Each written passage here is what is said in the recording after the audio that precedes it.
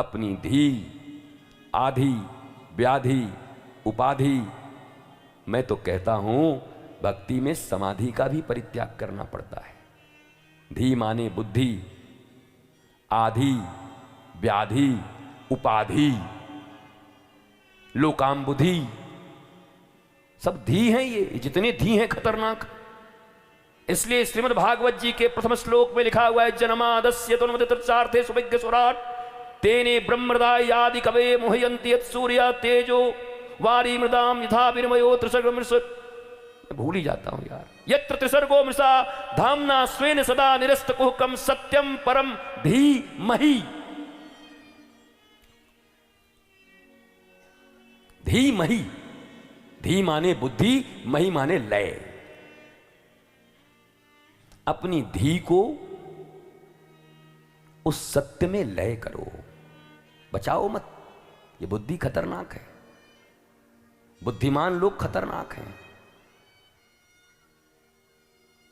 जिसने हिरोशिमा पे, नागासाकी पे एटम बम गिराया होगा वो कम बुद्धिमान होगा। जिसने बम बनाया होगा वो कम बुद्धिमान होगा। जो एयरक्राफ्ट उड़ाया होगा वो क्या मूर्ख, अनपढ़, जाहिल, गंवार होगा। जिसने ऑर्डर दिए होंगे वो मूर्ख होगा। 30 बार तुम्हारी पृथ्वी नष्ट हो सकती है, इतने बम बना लिए गए हैं।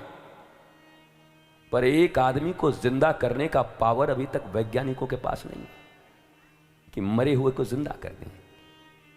जिंदा एक नहीं कर सकते और मार 30 बार सकते हो। 8 अरब लोगों को। बचपन में एक मेरे बुक में एक चैप्टर हुआ करता था, विज्ञान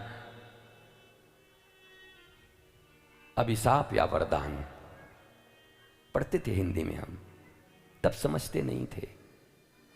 अब तो लगता है अभिशाप ही हो गया है, वरदान तो नहीं है। पंजाब की खेतों में कैंसरस अनाज पैदा होने लगे, बाहरे विज्ञान। कैंसर की ट्रेनें चलने लगी पंजाब से, हरित क्रांति हो गई, बाहरे विज्ञान।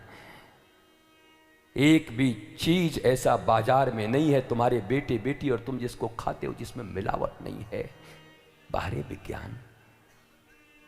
चारों तरफ प्रिजर्वेटिव्स, केमिकल्स। जो कभी एक आने एक धेले और अधल्ली रुपल्ली में हमें अनाज मिला करते थे, दूध और घी मिला करता था, आज ऑर्गेनिक अनाज 500 रुपए किलो मिल रहा है। बारे विकास और बारे बुद्धिमान भारत और दुनिया।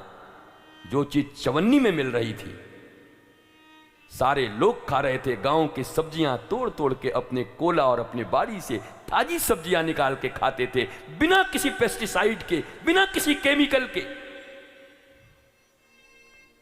आज वही बाजारों में केमिकल में सने हुए सब्जियों को खरीदने के लिए खा रहे। किडनियां खराब हो रही, लीवर खराब हो रही, और इसको कहते हैं हम विकास कर रहे। Is it development? क्या आप पूरे विश्व को इस बात पर चिंतन नहीं करना चाहिए? Stop your all inventions please.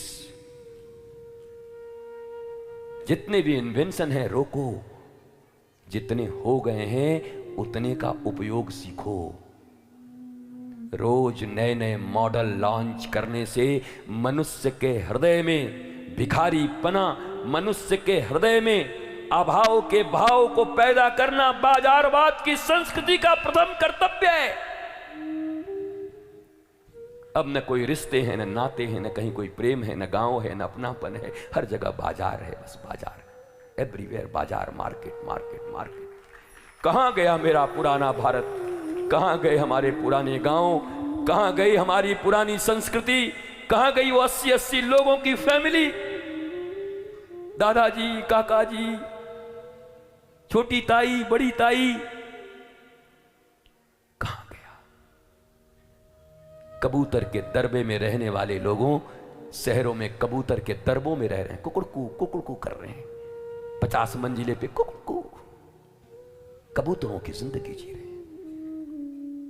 Bharat को गांवों की जरूरत है, संस्कृति की जरूरत है, शुद्धता की जरूरत है, नदियों के जल की जरूरत है, हमारी वो गोली और काली और श्यामला गैया के दूध की जरूरत है। गोपाल की कथा सुनने बैठे हो और दूध कास्टिक सोडा का पी रहे हो, दूध सिंथेटिक पी रहे हो, और सुनने आए हो श्रीमद् भागवत। गोपाल गोविंद गौओं के प्रति जिनका इतना प्रेम। यशोदा ने कहा, रे लाला तू कम से कम खड़ाऊ तो पहन लिया कर, पादुका तो पहन लिया कर, गैया चराने जाता है, पांव में कांटे गड़ जाएंगे। गोपाल रोने लगे, बोला मैया जिस दिन मेरी 9 लाख गैयाओं के 4-4 पांवों में पादुका बना दोगी, 36 लाख पादुका, उसी दिन गोपाल पादुका पहनेगा। मेरी गैया पैदल और मैं पादुका नहीं पहन सकता। 12 साल तक गोविंद ने पादुका नहीं पहने वृंदावन में। कहां है गाय तुम्हारे पास? गौ हत्या बंद करो, गौ हत्या बंद करो, गौ हत्या बंद करो। क्या खाक बंद करोगे? तुम्हारे झंडे और डंडे से बंद होंगे?